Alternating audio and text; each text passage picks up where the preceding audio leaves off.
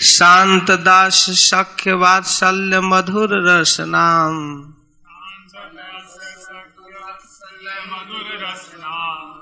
कृष्ण भक्ति रस मध्य ये पंच प्रधान।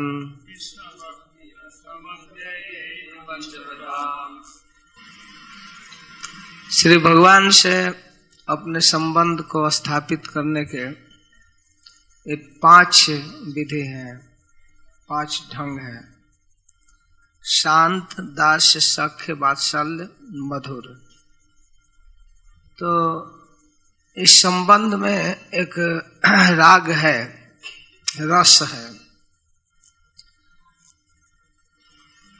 तो इसमें क्रमशः एक दूसरे से उत्कृष्ट है। जैसा कि कल शाम के सत्र में इन 5 की परिभाषा बतलाई गई। शांत किसको कहते हैं, दास्य, सख्य, वात्सल्य और मधुर क्या है, इसको संक्षेप में समझ लेना चाहिए। इन भावों के अनुसार भक्तों का तारतम्य होता है। शांत रति भगवान से जो लगाव है, भगवान से हमारा संबंध है, आत्मीयता है, उसके 5 प्रकार हैं। शांत रति का गुण है कृष्ण में निष्ठा, विश्वास और कृष्ण के अतिरिक्त अन्य कामनाओं का त्याग। ये शुद्धा भक्ति का स्तर है। तो कोई दूसरी कामना नहीं है। कृष्ण में ममता बुद्धि होती है, लेकिन इस संबंध में कृष्ण के प्रति परमात्मा ईश्वर बुद्धि होती है। ये ईश्वर है, जगत के नियंता है, पालन करता है, स्वामी है, मालिक है, यह भावना बना रहता है। इसकी सीमा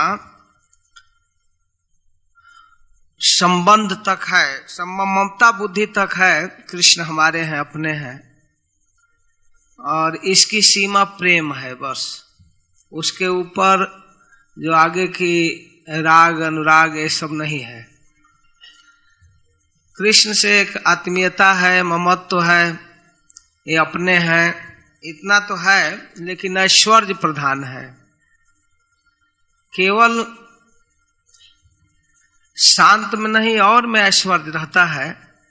भक्तों के तारतम्यता के अनुसार ऐश्वर्य की व्याख्या की जाएगी आगे, कैसे कैसे भक्तों में ऐश्वर्य बुद्धि होती है और ममताधिक राग माधुर्य की प्रधानता किन किन भक्तों में है, ये सब भी बताए हैं महाप्रभु। तो शांत में ऐश्वर्य प्रधान होता है, कृष्ण के प्रति निष्ठा और विश्वास होती है, और अन्य विषयों की, ऐन्द्रियक विषयों की लालसा नहीं रहती है, कृष्ण को प्रसन्न करने की इच्छा होती है। तो इसको शांत रति कहते हैं। और दास रति में ये सब है, कृष्ण में निष्ठा, विश्वास, श्रद्धा, ममत्व सब है शांत वाला, लेकिन संभ्रम संकोच के साथ ही सही, लेकिन सेवा वृत्ति होती है। कृष्ण को प्रसन्न करने के लिए उनकी सेवा करना चाहते हैं। तो कौन कौन किस रस के हैं आगे बताया जाएगा।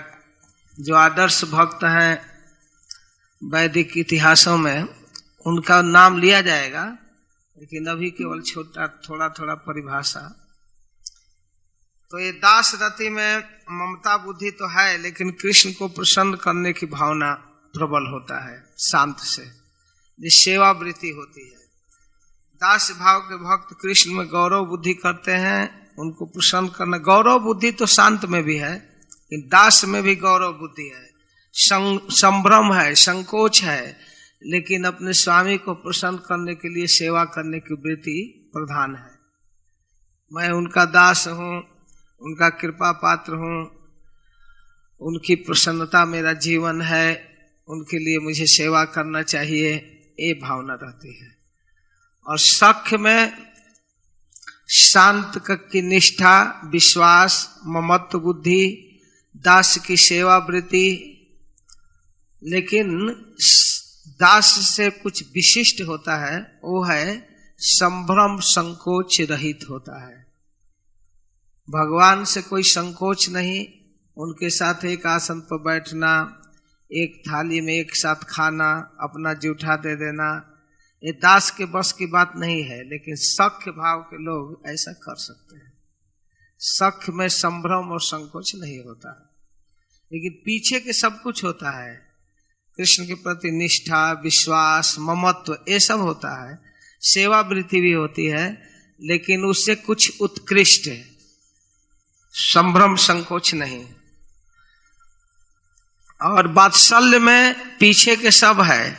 कृष्ण में आत्मीयता, ममत्व, निष्ठा, दास वृत्ति, संभ्रम संकोच रहित। लेकिन इसके साथ साथ पोष्य बुद्धि होती है। कृष्ण से मैं बड़ा हूं, मैं इसका पिता हूं और ये मेरा छोटा है, मेरा पाल्य है, मैं इसका पालन करने वाला हूं। मतलब सख्य से कुछ विशिष्ट, थोड़ा सा विशिष्ट है कि उसमें अपना के बड़ माने अमार समही नहीं भावे हैया मिताहार अधीन, अपने को बड़ा मानता है। वात्सल्य में माता पिता के साथ बड़े भाई के अंदर भी वात्सल्य होता है। ये मेरा छोटा है, ये अबोध है, जमुना में प्रवेश करेगा तो तैरने नहीं जानता है, डूब जाएगा, या पेड़ पर चढ़ेगा तो गिर जाएगा। कभी कभी श्री बलराम जी को इधर उधर देखकर भगवान पेड़ पर चढ़ जाते थे, तो बलराम किधर है कन्हैया, कहाँ है? तो पेड़ पर, चल उतर, अभी उतरो। नहीं, मैं अपने हाथ से फल तोड़कर खाना चाहता। नहीं उतरो, जो फल चाहिए तो वो मिल जाएगा, उतरो नीचे। बलराम जी को भय है कहीं गिर न जाए, ये जमुना जी में प्रवेश नहीं करने देते थे। तो इस प्रकार यह है वात्सल्य। माता पिता में ज्यादा है, ताऊ में, चाचा में, चाची में, ये सब वात्सल्य होता है। और इससे उत्कृष्ट है माधुर्य। माधुर्य में पीछे के सब होता है, विश्वास, निष्ठा, आत्मीयता, सेवा वृत्ति, संभ्रम संकोच के साथ ऊपर दास सख्य की भावना, एक आसन पर बैठना, एक साथ खाना पीना आदि। और इसके साथ पोष्य भाव भी, जैसे आत्मीयता से माता अपने बच्चे को खिलाती है स्नेह से बनाकर शरीर पुष्ट करने के लिए, वैसी प्रिया भी, पत्नी भी अपने प्रियतम को के स्वास्थ्य को ध्यान में रखकर सब करती है। घर में माता, पत्नी और बहन जो भोजन तैयार करके खिलाती है, उसमें आत्मीयता होता है, उसमें स्नेह सौहार्द होता है। लेकिन होटल में जहाँ तहाँ खाते हैं उसमें नहीं होता है। उसमें तो बिल पर ध्यान दिया जाता है, कौन कितना खा रहा है, कितना पैसा का खाया, उसमें स्नेह नहीं होता। तो ये स्नेह की वृत्ति प्रिया में भी है। लेकिन प्रिया के साथ एक विशेष बात है कि अंग संग आदि, दान आदि द्वारा कृष्ण की सेवा करती हैं। सब कुछ कृष्ण की प्रीति के लिए अपने आप को समर्पित कर देते हैं। ये वात्सल्य से उत्कृष्ट है। तो संक्षेप में ये प्रधान रसों का वर्णन है। शांत, दास, सख्य, वात्सल्य, मधुर रस नाम, कृष्ण भक्ति रस मध्य पंच प्रधान। तो ये प्रधान है और कुछ गौड़ है, मुख्य रस होता है, कुछ गौड़ रस ने अनुषंगिक रस ऊपर से कभी कभी आ जाता है, सब रसों में थोड़ा थोड़ा। तो वो 7 प्रकार का होता है, उसको आगे कहते हैं। भक्ति रसामृत सिंधु में श्रीपाद रूप गोस्वामी ये सब सिद्धांतों को सुन करके वर्णन किए हैं। तो श्लोक में है, हास्योद्भुतस्तथा वीर करुणो रौद्र इत्यपि भयानक स विभत्स इति गौणस्य सप्तधा। 5 प्रत्यक्ष रसों में जो ये शांत, दास, सख्य, वात्सल्य, मधुर, इनके साथ अप्रत्यक्ष कभी कभी अनुषंगिक रूप से, प्रासंगिक रूप से कभी कभी दिखने वाले 7 रस हैं। वो हैं हास्य, अद्भुत, वीर, करुण, रौद्र, भयानक और विभत्स। ये 7 रस है। तो इन 7 रसों के विषय में भी थोड़ा थोड़ा जानकारी बहुत अभी बाकी है, क्योंकि एक सत्र तो पूरा छूट गया। तो हास्य रस कहते हैं, इन 5 के अंदर हास्य रस दिखता है। जो अस्थाई है, शांत, दास, सख्य, वात्सल्य, माधुर्य, उनके अंदर इस 7 कभी कभी अनुषंगिक रूप से या संचारी रूप से कभी कभी आता है। तो है हास्य। कभी कभी कृष्ण की बात सुनकर, कभी उनके लीला माधुरी पर विचार करके, उनके क्रियाकलापों पर विचार करके अथवा सुनकर हंसी आती है। उनकी चेष्टा आदि को देखकर, सुनकर हंसी आती है, उसको हास्य कहते हैं। और चित्त में विकसित हो जाता है हंसी, एकांत में भी हंसी आ जाती है। से आप लोग सुने होंगे रूप गोस्वामी का अष्टयाम लीला चिंतन में एक बार चिंतन कर रहे थे और अचानक उनको हंसी आ गई। उस हंसी से एक वैष्णव दुखी हो गया। उस नहीं समझा कि ये क्यों हंस रहे हैं, क्योंकि वो वैष्णव कुछ पाठ कर रहे थे, भगवत गीता, भागवत आदि, या उनका रूप रंग कुछ दूसरे ढंग का था। तो वहां बैठकर भजन कर रहे थे और वहीं रूप गोस्वामी पहले से ही लीला चिंतन कर रहे थे। देख भी नहीं रहे थे कौन आया क्या किया, तब तक रूप गोस्वामी हंस दिए। तो चिढ़ गए कि ये लोग विद्वान हैं भाई, बड़े एडवांस हैं और हमारे ऊपर हंस रहे हैं, हमको ठीक से नहीं भजन करने आता है, या हमारे किसी व्यवहार से इनको हंसी आ रही है। तो चुपचाप चला गया दुखी होकर। तो रूप गोस्वामी का चिंतन रुक गया। बाद में सनातन गोस्वामी से जब इसका समाधान ढूंढ रहे थे, तो सनातन गोस्वामी विचार पूर्वक कहे कि किसी न किसी वैष्णव का चित्त दुखाए हो, भले अनजान में सही। तो अब इसका पता कैसे लगाया जाए, उनको तो कुछ पता नहीं था। तो कहे चलो एक भंडारा करते हैं, भोज, उसमें सबको आमंत्रित करते हैं, अगर कोई छीड़ा होगा तो नहीं आएगा, तो उसको फिर मनाएंगे। तो सबको निमंत्रित किया गया। ब्रजवासियों की सहायता से सनातन गोस्वामी भोज कराए।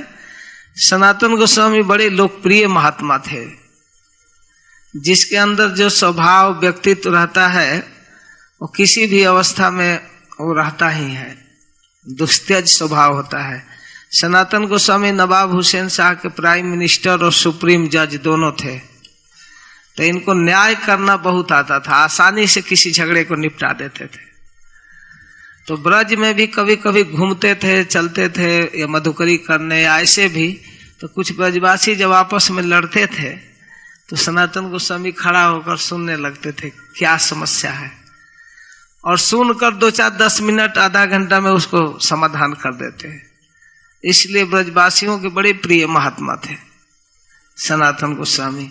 इसीलिए इनके तिरोभाव पर ब्रजवासी लोग राधा कुंड में इकट्ठा हुए और सभी लोग मुंडन करा करके, हेड शेविंग करके, और उनके शव को लेकर गिरिराज की परिक्रमा किए और फिर लेकर के आए मदन मोहन जी के पास वृंदावन, जुलूस के साथ, कीर्तन के साथ। इसलिए ब्रज में आज भी वो तिथि फेमस है, मुड़िया पूर्णिमा। आषाढ़ पूर्णिमा को सनातन गोस्वामी का शरीर पूरा हुआ था। तो ब्रज में गिरिराज जी की परिक्रमा आज भी उस डेट में लाखों लोग करते हैं, लाखों। सबसे ज्यादा भीड़ आषाढ़ पूर्णिमा को होती है। लोगों को पता नहीं है कि मुड़िया पूर्णिमा का क्या अर्थ है, लेकिन मुड़िया पूर्णिमा सनातन गोस्वामी के तिरुभाव पर सिर मुंडन करा करके हजारों लाखों ब्रजवासी परिक्रमा किए, और वही परंपरा आज तक चलती आ रही है। तो उस समय ब्रजवासियों का भीड़ होता है, खूब परिक्रमा करते हैं। तो ऐसे प्रसिद्ध महात्मा ब्रजवासियों से कह करके एक भोज कराए और उसमें सब वैष्णव को आमंत्रित किए, सब लोग आ गए। तो सनातन गोस्वामी का भोज से ज्यादा ध्यान था कौन नहीं आया। तो एक महात्मा वहीं निकट में रहते थे, वो नहीं आए। तो सनातन गोस्वामी जाकर पूछे, आप नहीं आए, आपको कहा गया? भाई आप बड़े लोग हैं, आप विद्वान हैं, हम आप लोगों के पंक्ति में खाने लायक नहीं, हम तो निकृष्ट आदमी किसी तरह जीवन बिता रहे हैं। नहीं, ऐसी बात क्यों कह रहे हैं? क्या हो गया? हमारे किस व्यवहार से आपको बुरा लगा? दोनों भाई आग्रह कर रहे थे रूप सनातन। तो कहे कि भाई एक दिन हम बैठकर अपना जप कर रहे थे, पाठ कर रहे थे, महात्मा हम पर हंस रहे थे। उसी दिन से मैं सोच दिया कि आप लोगों के समाज में हमें नहीं बैठना चाहिए। ओहो, तब याद किए कि हंसा था, कब हंसा, क्यों हंसा, तब रूप गोस्वामी को याद आ गए। ओहो, मैं लीला चिंतन कर रहा था। तो लीला चिंतन करते करते एक लीला चिंतन किया कि श्रीमती राधा रानी सखियों के साथ राधा कुंड के तट पर पुष्प चयन कर रही हैं, फूल तोड़ रही हैं, लेकिन कुछ पुष्प है पेड़ पर ऊपर, उसको पकड़ने की कोशिश कर रही, लेकिन पकड़ में आ नहीं रहा है। उनके चेष्टा प्रचेष्टा को भगवान दूर से देख रहे थे कि अच्छा एक कोशिश कर रही हैं। तो फिर कोई फूल नीचे गिर गया है, उसको पकड़ती तो धीरे से वो पेड़ पर चढ़ गए और चढ़ करके पैर से दबा दिए उस डाली को, तो डाली नीचे आ गया। राधा रानी देख नहीं रही थी उस सघन पेड़ के अंदर, कृष्ण को नहीं देखी, लेकिन डाली झुका है, फूल नीचे दिख रहा है, तो हाथ से पकड़ने की कोशिश की, पकड़ में आ गया। तो पकड़ करके जे वो तोड़ना चालू की तो पैर हटा दिए, तो उस डाली के साथ राधा रानी टंग गई। तो बाद बगल में रहने वाले गोप सखा खूब ताली बजाकर हंसे। तो जब हंसे तो रूप गोस्वामी को भी हंसी आ गई। तो इसको कहते हैं भाव में कृष्ण के लीलाओं के चेष्टा प्रचेष्टा, उनके रूप गुण लीला आदि का याद करके हंसना, ये कभी कभी होता है, आगंतुक है। इस सप्त जो लक्षण है ये है आगंतुक, हास्य, अद्भुत, कभी कभी आश्चर्य में हो जाना, अलौकिक विषय आदि के दर्शन करके चित्त में विस्फारित, अरे ऐसा हुआ, आश्चर्यचकित हो जाना, ऐसा हो गया, एकदम चकित होकर उसका अनुभव करना, इसको विस्मय कहते हैं, अद्भुत कहते हैं। कभी दर्शन से, कभी उनके कृपा का अनुभूति करके, अरे मेरे जैसे नीच पर इतनी कृपा, ये तो कोई अंदाज ही नहीं था कि ऐसी कृपा मेरे ऊपर भी हो सकती है, मैं इसके लायक हूं। किसी भी तरह से कृष्ण के विशेष कृपा, कृष्ण के विशेष लीला या कृष्ण के विशेष गुणों को सुनकर, देखकर, स्मरण करके या अनुभूति करके जब आश्चर्य होता है तो इसको अद्भुत कहते हैं, विस्मय। और फिर वीर, हास्य, अद्भुत, वीर, करुण, रौद्र, विभत्स, भय। तो ये वीर है जिनका फल साधुगण की प्रशंसा के योग्य है, या युद्ध आदि में अद्भुत उत्साह, वीरता, क्षण भर में किसी भी महान असुर को पराजित कर देना, एक तमाचा में कंस को समाप्त कर देना। हिरणाक्ष जैसे वीर कई दिनों तक लड़ रहा था, लग रहा था कि वो भी एकदम समान वीर है, लेकिन एक तमाचा में उसको खत्म कर दिए। तो इस तरह के आश्चर्यजनक चेष्टा प्रचेष्टा को देखकर, वीरता का अनुभव करके, ये संचारी भाव है, कभी कभी आता है, या तनिक से विलंब का सहन न होना, धैर्य त्याग करना, ये सब चेष्टाएं हैं। कृष्ण संबंधी युद्ध आदि में उत्साह को याद करके उनके अनुग्रह, उनके कृपा या उनकी वीरता का स्मरण करना। और उसी प्रकार करुण है, करुण में इष्ट के वियोग आदि से चित्त का आर्द्र होना, अतिशय शोक की अवस्था में रोने लगना, दैन्य भावना आना, या कृष्ण के किसी विशेष लीलाओं पर विचार करके अच्छा ऐसे भी करते हैं, ओहो, तब तो हमारा भी नंबर आ जाएगा। यह सोचना, दया, उनके किसी विशेष भक्तों के प्रति किए गए व्यवहार को स्मरण करना। जैसे अब चैतन्य चरितामृत में सुनते हैं, एक श्री रंगनाथ में एक ब्राह्मण गीता पाठ करता था और शुद्धा शुद्ध गीता पढ़ गुरु आज्ञा मानी। चैतन्य महाप्रभु उसको देखते थे तो ज्यों ही गीता प्रारंभ करता था रोने लगता था। उसके आंख में जस्ट आंसू, एक एक श्लोक पढ़ते पढ़ते पूरा गीता पढ़ता था। रोज 1.5 घंटा 2 घंटा जो भी समय लगे पूरा पढ़ता था, लेकिन वो शुरू से ही रोना प्रारंभ कर देता। तो महाप्रभु एक दिन देखते देखते उसे बड़ा स्नेह से पूछे कि आप गीता का कौन सा अर्थ अनुभव करते हैं, क्यों रोते हैं? तो कहा कि हमको अर्थ तो कुछ समझ में आता नहीं है, संस्कृत नहीं जानते हैं, लेकिन गुरु जी की आज्ञा है कि रोज बेटा पढ़ना, इसलिए पढ़ रहा हूं। वो तो ठीक है, लेकिन आप कुछ तो समझते होंगे ना जिसके कारण रोते हैं। हाँ, क्या? तो गीता के जो ऊपरी पृष्ठ पर जो चित्र है कि अखिल विश्व ब्रह्मांड नायक परात्पर ब्रह्म सर्वाराध्य श्री भगवान वैकुंठनाथ अपने भक्त के लिए रथ संचालन कर रहे हैं, घोड़ों का रस्सी पकड़े हुए हैं और वो ऊपर खड़ा है और नौकर बन करके रथ चला रहे हैं, ड्राइवर है। यह दृश्य मेरे हृदय में घर कर जाती है और मुझे आंसू आने लगता है। भगवान होकर अपने भक्त के नौकर, पारसारथी रूप में झेल नहीं पाता हूं, इसको याद करके मैं रोने लगता हूं। तो यह अवस्था है करुण। भगवान के कुछ ऐसे विशेष लीला है, विशेष गुण है, विशेष स्वभाव है, जिसको याद करके स्वाभाविक आंसू आने लगता है। करुण दृश्य है, करुण। श्रील प्रभुपाद कहे हैं कि श्री राम लीला में भगवान के करुण स्वभाव जब प्रकट होता है तो व्यक्ति स्वाभाविक भगवान से आसक्त हो जाता है। उनका हर एक स्वभाव लोगों को आकर्षित करता है, उसमें करुण ज्यादा है। भगवान कैसे कैसे लोगों को स्वीकार कर लेते हैं, कुछ भी उनको भेदभाव नहीं है।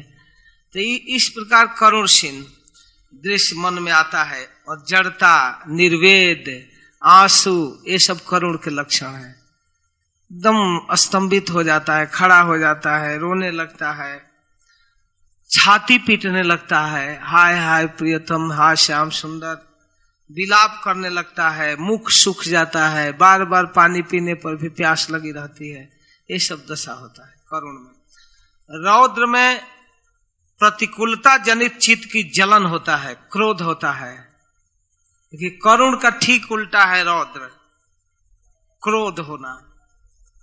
इतना निष्ठुर है, जब यही करना था तो फंसाया क्यों? पहले तो बड़ा मधुर बोलकर, हे प्रिय, मैं तुम्हारे प्रेम का बदला ब्रह्मा की आयु पाकर भी नहीं चुका सकता, और निष्ठुर गया तो गया, खबर भी नहीं ले रहा। ऐसी भावना गोपियों का जो है, रौद्र रूप में एकदम क्रोध आ जाता है। अरे छोड़ो, उसकी चर्चा ही मत करो, तुम लोग पागल हो। जब उसको हमसे मतलब नहीं तो हमको क्या गरज है? आपस में बात करती हैं, मत करो चर्चा। ऐसे निष्ठुर नलायक का, अरे छोड़ो, हम लोग तो दूसरी हैं, पराई हैं। वो अपनी माँ का भी ध्यान नहीं रखता है बेचारी, जिसके लिए इतना प्रयास करी, वो अपने गर्भ में धारण की, सेवा की, पालन की, उस वृद्धा माँ जसोदा का भी ध्यान नहीं रखता है। इतना निष्ठुर है। ऐसा नलायक तो कहीं सुना न देखा। इस तरह से सचमुच क्रोध आ जाना, केवल बात नहीं बनाती हैं, क्रोध आ जाता है कृष्ण के इस व्यवहार पर। एकदम एक क्रोध का मतलब है नहीं कि शत्रु हो गई, अत्यंत प्रगाढ़ आत्मीयता में क्रोध आता है, अपनापन में क्रोध आता है, ऐसा व्यवहार है उसका। तो गोपियां आपस में करती हैं, जैसे उद्धव संदेश के समय, भ्रमर गीत के समय वर्णन है, कहती है जब उसके व्यवहार हमको प्रसन्न नहीं है तो फिर चर्चा क्यों कर रही हो? कहती क्या कहें, यही तो बात है, हमारा मन, हमारी बुद्धि, हमारी वाणी, हमारी दृष्टि, हमारी हर एक को चुरा लिया है, उसके बिना रह ही नहीं पाती हैं। सब कुछ किया है, इस करता है, एकदम प्रतिकूल व्यवहार है, फिर भी उसके बिना रहा नहीं जाता है। क्या कहा जाए? तो इस पर क्रोध आता है, क्रोध रति इसको कहते हैं, रौद्र रति।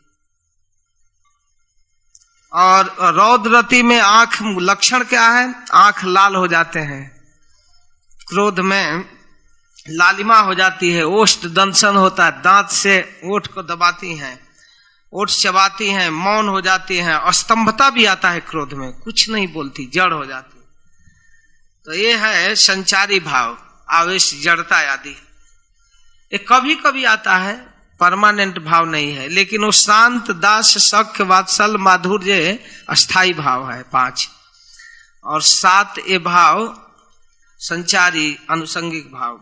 विभत्स, विभत्स कहते हैं अहृदय, हृदय को जो अरुचिकर लगता है, जो व्यवहार, जुगुप्सा, घृणा हो जाती है कभी कभी। श्री कृष्ण रति द्वारा अनुग्रहित जुगुप्सा को जुगुप्सा रति कहते हैं।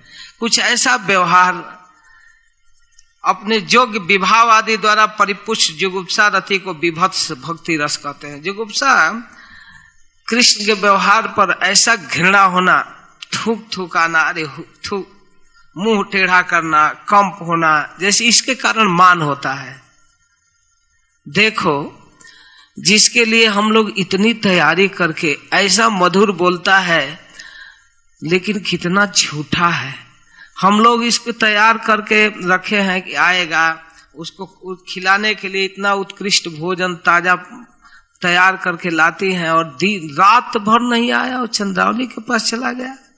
छी छी, उसके व्यवहार, कभी उससे नहीं बात करना चाहिए वास्तव में, इतना घृणा होता है।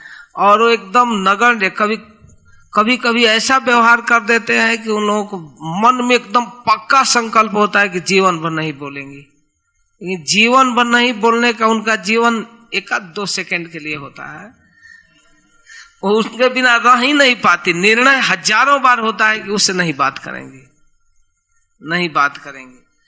तो इस प्रकार विभत्स, थू आता है, मुंह टेढ़ा कर लेना, मान कर लेना, बात नहीं करना, सचमुच नहीं देखना, केवल नाटक नहीं, ऐसा नहीं कि ड्रामा करना और मनावे, कोई उससे मतलब नहीं। ग्लानि, श्रम, उन्माद, दैन, ये सब होता है। ओहो, ऐसा व्यवहार कर दिया। आपस में जब श्रीमती राधा रानी के उस सारिका, जो उनकी दूती थी, कृष्णदास कविराज गोस्वामी गोविंद लीलामृतम आदि ग्रंथों में वर्णन किए हैं कि जब श्री भगवान एक बार चले थे प्लान पूर्वक राधा रानी के कुंज के लिए, लेकिन बीच में चंद्रावली की सखी मिल गई, और वो कहने लगे कि प्रियतम, आपको ढूंढते ढूंढते हम लोग ब्रज में परेशान हैं, आप मिल नहीं पाते, कई दिनों से खा पी नहीं रही हैं, चंद्रावली जी का हालत बहुत गंभीर है, आप एक बार दर्शन देकर चले जाइए, हम आपको रोक नहीं रही हैं। कहेंगे नहीं नहीं, देखो मेरे हृदय की भावना यह है कि मैं उनके बिना जी नहीं सकता। 24 घंटा अनवरत मैं केवल चंद्रावली का चिंतन करता हूँ, मैं जमुना का सौगंध खाता हूँ, गोधन का, गिरिराज जी का। हे प्रिय, मैं अपना कसम खाता हूँ, मैं चंद्रावली के चिंतन के बिना रह नहीं सकता। तो मैं नहीं, यही बात आप उसको समझा दीजिए, एक बार चलिए और कह कर चले आइएगा। तो सोचे कि अगर आप आज मिल करके नहीं गए तो समझिए कि वो निश्चित प्राण त्याग देगी, कई दिनों से कुछ खा नहीं रही है। तो भगवान कहे चलो, अब तो ऐसे जाना ठीक नहीं है, कहीं कुछ घटना हो जाए तो गड़बड़ होगा, तो चलो उसको एक वाक्य में समझा दूंगा। तो गए और जा करके चंद्रावली के कुंज में कह रहे हैं कि देखो प्रिय, मैं वास्तव में तुम्हारे बिना नहीं रह सकता, तुम हमारी सर्वाधिक प्रिया हो। ऐसे तो मैं केवल प्रसन्नता के लिए वृषभानु नंदिनी खुश रहे इसके लिए कह देता हूं, लेकिन तुमसे जितना मेरा प्रेम है वो किसी से नहीं है। और वो दूती सुन रही थी सारिका, सब कुछ वही उसी कुंज में। मैं कसम खाकर कह रही हूँ, बार बार कह रहा हूँ, देखो मैं निश्चित रूप से तुमसे बहुत प्रेम करता हूँ, लेकिन विश्वभानु महाराज का एक निमंत्रण है, दिन में कई बार उनके दूत आया, तो मैं जाकर उनसे मिलकर, देर हो जाएगा, फिर अर्धरात्रि हो जाएगी, मैं नहीं जा पाऊंगा, तो ठीक नहीं होगा। मैं केवल उनसे मिलकर फॉर्मालिटी मात्र करके तुरंत लौट रहा हूँ। ऐसे करने में काफी विलंब हो रहा था। इधर ललिता विशाखा सब इंतजार कर रही हैं, तब तक दूती उधर से सारिका आकर सब सुनाती है कि वो वहां फंसे हुए हैं चंद्रावली के कुंज में, तो अब पूरी तैयारी है कि उनको नहीं आने देना है, एकदम नहीं आने देना है, एकदम क्रोध में विभत्स रूप घृणा सब तैयारी में है कि वो आएगा तो उसको निश्चित धक्का देकर भगाएंगे यहां से। तो फिर लेट हो गया, बहुत लेट के बाद जब आए तो ललिता विशाखा सब क्रोध में है, हमको सब पता है, कहते भेज देना चाहिए उसके पास, उसके पिता के पास, उसके पति के पास सूचना कि वो चंद्रावली ऐसा है, भ्रष्टा है, वो कृष्ण को फंसा कर रखती है। खूब उन लोगों को क्रोध दोनों पर आ रहा है, कृष्ण पर, चंद्रावली पर भी। और इधर आकर के खूब कोशिश करते हैं, नहीं प्रिय मैं क्या बतलाऊं, मैं तो उसके बात में फंस गया, लेकिन ऐसी बात नहीं है, तुमसे बढ़कर कोई नहीं है, वही कसम यहाँ भी खा झूठा, थू तुम्हारा ये धूर्तपना असह्य हो गया, बस बस बंद करो, मत बोलो, हम सुनना नहीं चाहती हैं, नीच कहीं का। खूब गाली देते हैं तो यह जो अवस्था है विभत्स अवस्था है, एकदम घृणा हो जाता है, जुगुप्सा पर, उनके कर्मों पर बुरा दृष्टि करके। वो बुरा दृष्टि कोई शत्रुता नहीं है, आत्मीयता ही है, लेकिन एक विचित्र अवस्था को प्राप्त करता है। उसी प्रकार सातवां है भय। भयानक दर्शन द्वारा चित्त की अतिशय चंचलता को भय कहते हैं। श्री कृष्ण रति द्वारा अनुग्रहित भय की भय रति कहते हैं। कभी कभी ऐसा हो जाता है, क्या मैं उनके विरह में उनके अतिरिक्त जीना पड़ता है तो मैं सुसाइड कर लूं, आत्महत्या कर लूं?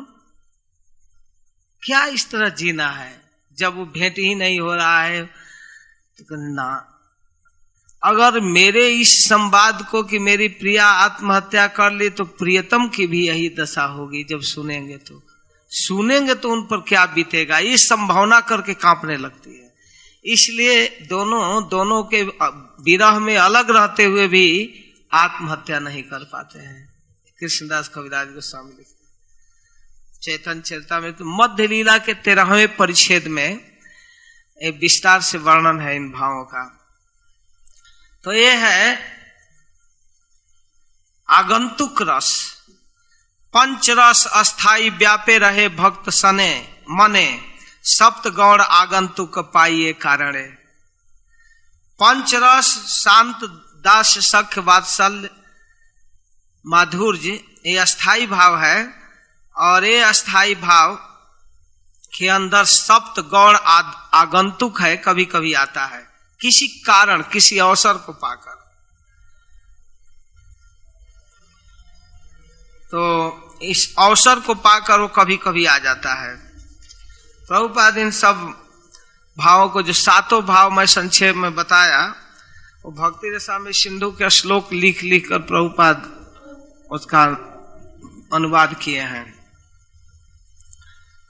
तो इस प्रकार ये भाव आते हैं कारण पाकर। तो अब शांत दास्य सख्य वात्सल्य माधुर्य के धारण करने वाले आदर्श भक्तों का नाम रखते हुए बतला रहे हैं। शांत भक्त नव जोगेंद्र शनकादिक आर, दास भाव भक्त सर्वत सेवक अपार। शांत भक्त नव जोगेंद्र शनकादिक आर, शांत भक्त है नव जोगेंद्र। नव जोगेंद्र भगवान ऋषभ देव के पुत्र, कवि, हरि, अंतरिक्ष, प्रबुद्ध, पिपलायन, आबिहोत्र, द्रुमिल, चमस, करभाजन। एक श्लोक में सुखदेव गोस्वामी नवों का नाम रखे हैं, केवल पद पूर्ति के लिए एक जगह अथ लिखे हैं, नहीं तो केवल नाम सजा दिए हैं। कवि हरि अंतरिक्ष प्रबुध पिपलायन आविहोत्र अथः दुमिल चमसह कर भाजन, केवल नाम रखे हैं बस। कवि हरि अंतरिक्ष प्रबुध पिपलायन आविहोत्र द्रुमिल चमस कर भाजन। तो ये 9 नाम एक साथ है, बड़ा सरल श्लोक है। तो ये है 9 जोगेंद्र। और ब्रह्मा जी के 4 पुत्र सनकादिक, सनक, सनंदन, सनातन, सनत कुमार। ये लोग शांत रस के भक्त हैं, भगवान से इनका लगाव है, आत्मीयता है, भगवान के ऐश्वर्य महानता पर पूरा विश्वास है, सौहार्द है, सब कुछ है, लेकिन वो जिस रूप में आत्मीयता लगाव चाहिए उसमें कमी रहता है। उनके ऐश्वर्य से प्रभावित है। जब सनकादिक वैकुंठ गए, जय विजय उनको रोक दिए, सनक, सनंदन, सनातन ब्रह्मा के पुत्र, रोक देने के बाद ये लोग क्रोधित होकर श्राप दे दिए।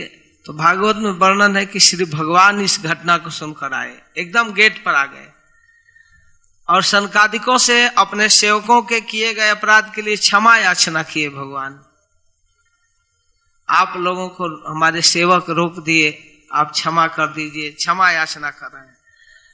तो श्री भगवान के सौंदर्य देखकर सनकादिक बहुत प्रभावित हुए, दंडवत प्रणाम किए, उनके रूप माधुरी को देखे, उनके चरणों में तुलसी मंजरी जो रखा गया था, लगाया गया था, उसका गंध इनके घ्राण में जब आया तो ये लोग एकदम चकित हो गए। ऐसा सौंदर्य, ऐसा गंध आज तक नहीं अनुभव किए थे।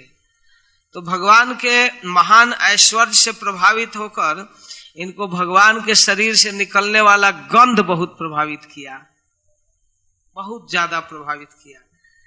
तो ये लोग भगवान के ऐश्वर्य से, उनके सौंदर्य से, उनके व्यवहार से बहुत प्रभावित हुए। तो फिर सनकादिकों ने तो श्राप दे ही दिया था, अब उसको मिनिमाइज कर दिया कि ठीक है 3 जन्म तक, तो मुंह से निकल गया। लेकिन कोई बात नहीं, प्रभु आचार्य लोग लिखते हैं कि सनकादिकों जैसे उन्नत भक्तों में अचानक क्रोध आ जाना, और भी वैकुंठ के गेट पर, वहां तमोगुण का तो पहुंच ही नहीं है, वहां क्रोध कैसे आया। तो चक्रवर्ती ठाकुर आदि टीकाकार कहते हैं कि ये भगवान की इच्छा से हुआ था। जब भगवान सभी रस के रसिक हैं, रसिक शेखर है ना, उनको हर रस चाहिए, रस भी हैं और रस के भोक्ता भी हैं। तो अब भगवान को अपने जोड़ का वीर चाहिए, कुछ 2-4 हाथ हो जाए, हाथ में खुजली हो रही थी, तो सब लोग तो भगवान जगदीश मानकर आरती पूजा करने वाले थे, कुश्ती करने वाला कौन होगा।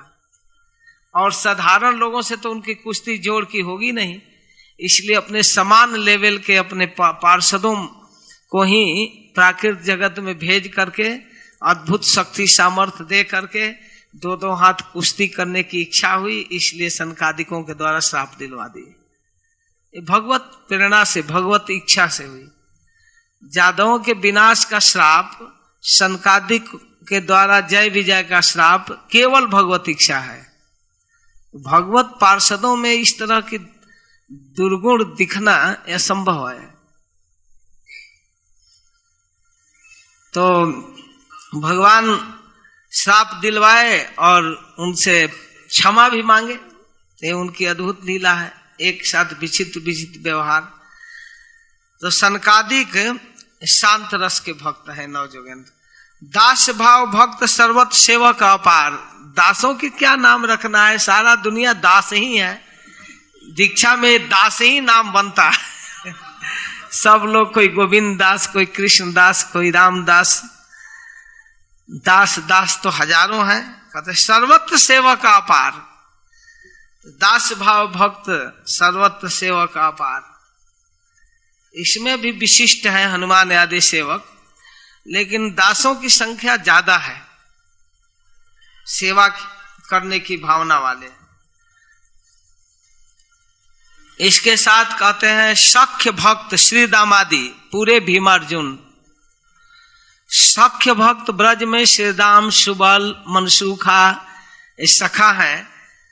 और पूरे हसनापुर में, द्वारिकापुर में भी सख्य हैं, सखा लोग हैं, जैसे उद्धव, भीम, अर्जुन। पूर्व में 2 पूर्व प्रधान है, मथुरापुरी, द्वारिकापुरी, और हस्तिनापुर को भी पूर्व ही कहते हैं। तो ये सब श्रीदामा आदि पूरे भीमार्जुन, भीम अर्जुन आदि सख्य है। और श्रीदाम, सुबल, मनसुखा, ये सब ब्रज के भक्त सख्य, और उद्धव आदि। वात्सल्य भक्त माता पिता जत गुरुजन। वात्सल्य भक्त है माता पिता, केवल माता पिता नहीं, सारे गुरुजन, शिक्षा देने वाले द्रोणाचार्य, संदीपनी मुनि आदि, और इसके साथ जो और भी गुरुजन हैं, ताता, चाचा, ताऊ, बड़े भाई, सब वात्सल्य भक्त हैं। मधुर रस भक्त मुख्य ब्रजे गोपीगण। मुख्य है ब्रज की गोपियां मधुर रस के, लेकिन उन मधुर रस में भी 3 डिवीजन है, गोपीगण, महिषीगण और लक्ष्मीगण। सबसे प्रधान है गोपीगण, और द्वारिका की महिषियां 16,108 महिषियां, और फिर वैकुंठ की लक्ष्मीगण, ये मधुर रस के भक्त हैं। तो लक्ष्मीगण कितना काउंट नहीं, असंख्य गणन, महिषीगण, लक्ष्मीगण असंख्य गणन। वैकुंठ में तो लक्ष्मी है ही, गोलोक में जितनी दासियां हैं सब लक्ष्मी हैं। पढ़ते हैं ब्रह्मा जी के वो श्लोक, चिंता मणि प्रकर सद्म सुकल्प वृक्ष लक्ष्मी सहस्त्र सत संभ्रम से व्यमानम। वहां का हर एक पत्थर चिंता मणि है, और हर वृक्ष कल्प वृक्ष है, और हर स्त्रियां लक्ष्मियां हैं। लक्ष्मी तो अनंत कोटि लक्ष्मी है, असंख्य गणन। तो इस तरह एक दो आदर्श भक्तों का नाम 5 में रख दिए। अब फिर से अब इस रति को, इस लगाव को, आत्मीयता को 2 प्रकार से कहते हैं। पुनः रति, पुनः कृष्ण रति है द्वित प्रकार। रति माने कृष्ण से लगाव, इसी को राग कहते हैं, राग या रति, जिसको अनुराग या रागानुगा कहते हैं। रागानुगा, राग का अनुगमन करना। तो राग या रति, कृष्ण रति जो कृष्ण के प्रति आत्मीयता है, ये 5 रस में जो दिखता है वो 2 प्रकार के है सब मिलाकर। तो एक में ऐश्वर्य ज्ञान मिश्रा, केवला भेद आर। एक में ऐश्वर्य मिश्रा रति होती है, और एक में एकदम खाटी रति होती है, केवला उसको कहते हैं, प्योर, वो माधुर्य प्रधान होती है। तो गोकुले केवला रति, ऐश्वर्य ज्ञानहीन जो ब्रज की रति है, किसी भी स्तर के भक्त, ऐसा नहीं कि माधुर्य वाले केवला रति में होते हैं, वात्सल्य वाले भी होते हैं, सख्य वाले भी होते हैं, दास्य वाले भी होते हैं। ब्रज में शांत रस नहीं होता, केवल 4 होता है, दास, सख्य, वात्सल्य और माधुर्य, बस 4। और इन 4 में ऐश्वर्य नहीं होता है, ऐश्वर्य ज्ञानहीन होते हैं। गोकुले केवला रति, केवला मतलब एकदम खाटी, प्योर, केवल राग ही है, आत्मीयता ही। अब पूरी द्वय वैकुंठादे ऐश्वर्य प्रवीण। पूरी द्वय माने मथुरापुरी और द्वारिकापुरी, दोनों पुरी में और वैकुंठ आदि में ऐश्वर्य प्रधान होता है, आत्मीयता होता है, लेकिन ऐश्वर्य युक्त। तो इसकी ज्यादा व्याख्या करना इसलिए जरूरी नहीं है कि महाप्रभु इतना परफेक्ट श्लोक प्रमाण दे रहे हैं कि अब अलग से कुछ करने की जरूरत नहीं है। ऐश्वर्य ज्ञान प्रधाने संकुचित प्रीति, देखिए न माने ऐश्वर्य केवला रति। तो ऐश्वर्य ज्ञान प्रधान में संकुचित प्रीति हो जाती है। ऐश्वर्य के चलते जो प्रेम है वो संकुचित हो जाता है। मूल चैतन्य चेतामृत है वो आपके पास, छोटा में सब है, थोड़ा दीजिए।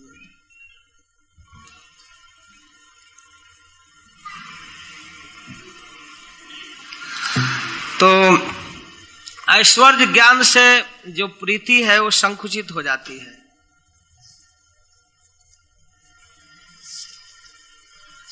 प्रथम आदि लीला के चौथे परिच्छेद में इसको विस्तार से वर्णन किया है कृष्णदास कविराज गोस्वामी।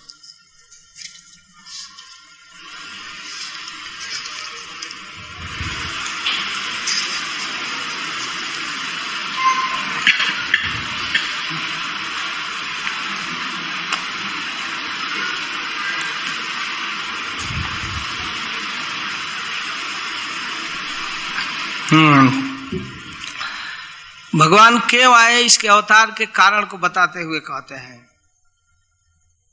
कि ऐश्वर्य ज्ञानेते सब जगत मिश्रित, सारा जगत ऐश्वर्य ज्ञान से है, भगवान है, जगदीश है, तो इससे प्रीति नहीं हो पाती है, केवल भिखमंगी चलता है।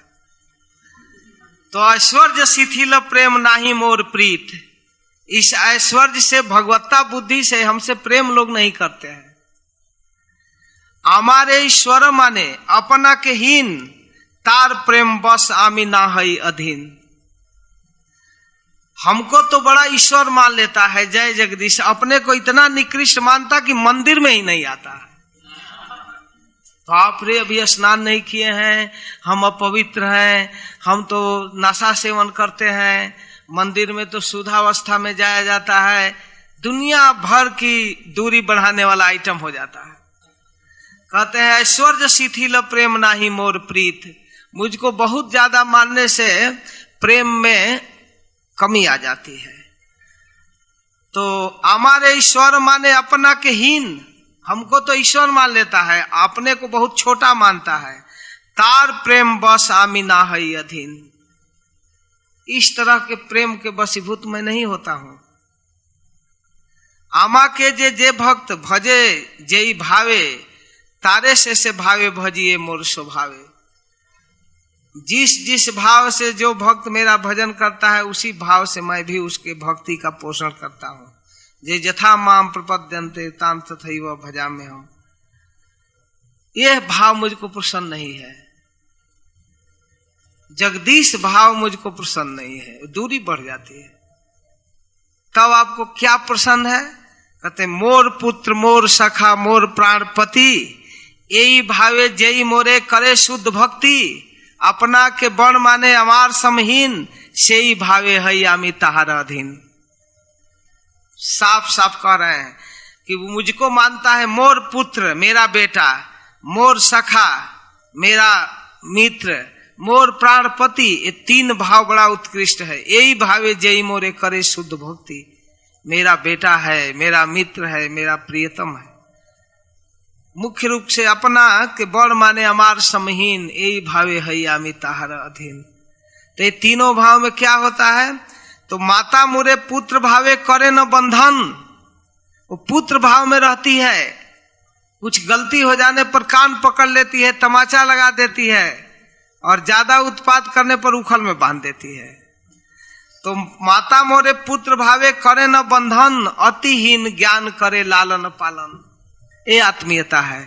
अतिहीन ज्ञान से करती है, मेरा मासूम बच्चा है, मैं नहीं खिलाऊंगी तो दिन भर बिना खाए रहेगा, कमजोर हो जाएगा। बहुत प्रेम से गोद में लेकर खिलाती है, बेटा पी लो, ये दूध है, पद्मगंधा गाय का दूध है, जड़ी बूटी खाकर दूध देती है, पौष्टिक होता है। तो भैया इसको पीने से क्या होता है?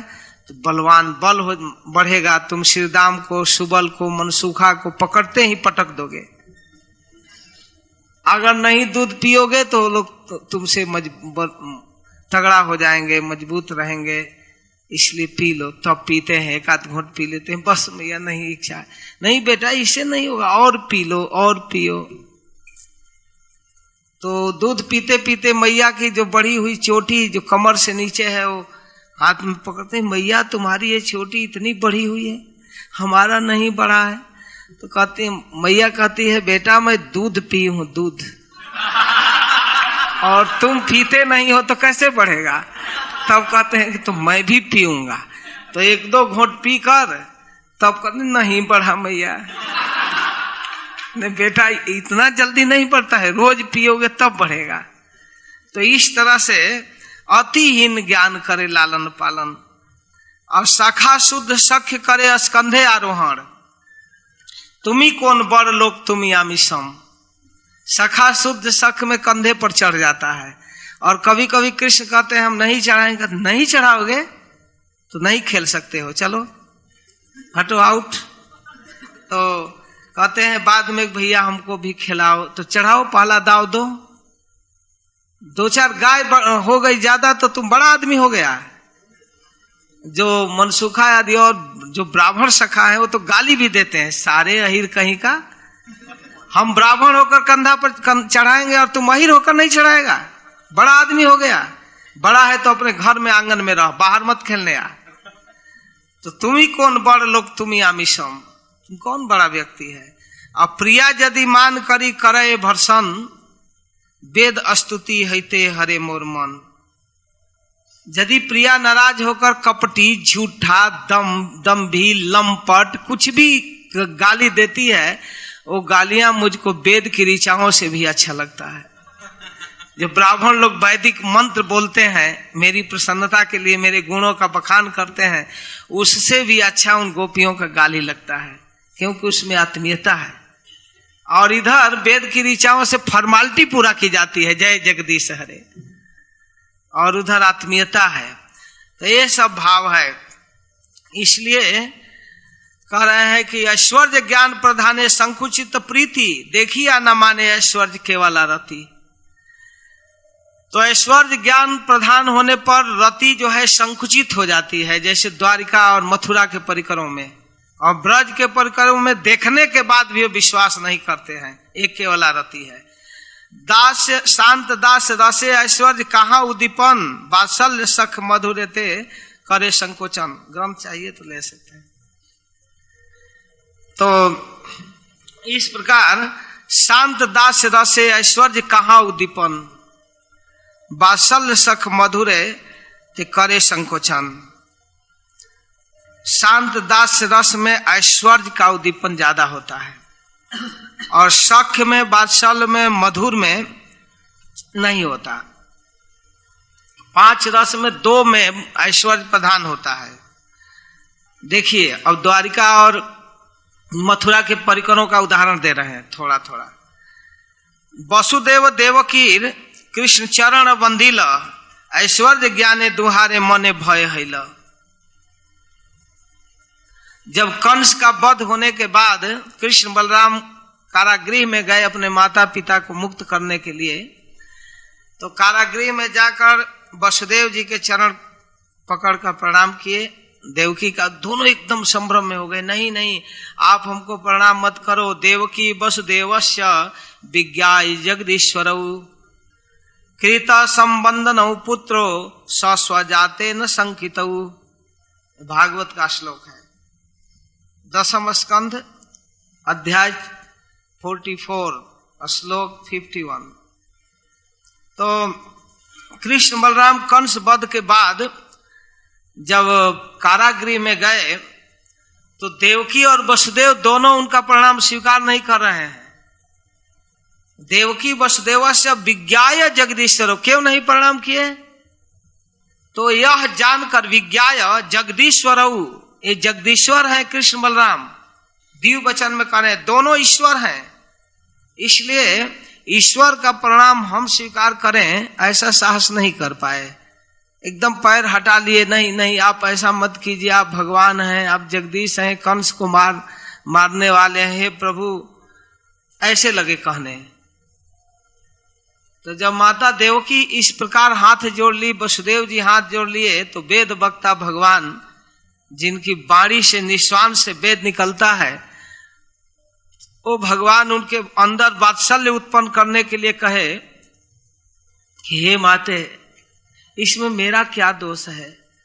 मेरा बुरा प्रारब्ध आपसे अलग कर दिया, मैं आपके गर्भ में बढ़ा पला, जन्म लिया, आपसे मेरा जन्म हुआ, लेकिन हमारा प्रारब्ध आपके इस सौहार्द को नहीं लेने दिया। आपके गोद में खेला खाया नहीं, आपका स्तन पान नहीं कर पाया, और आप लोग कर्ण से भयभीत होकर हमको दूर पठा दिए और आरोप हम पर लगा रहे हैं।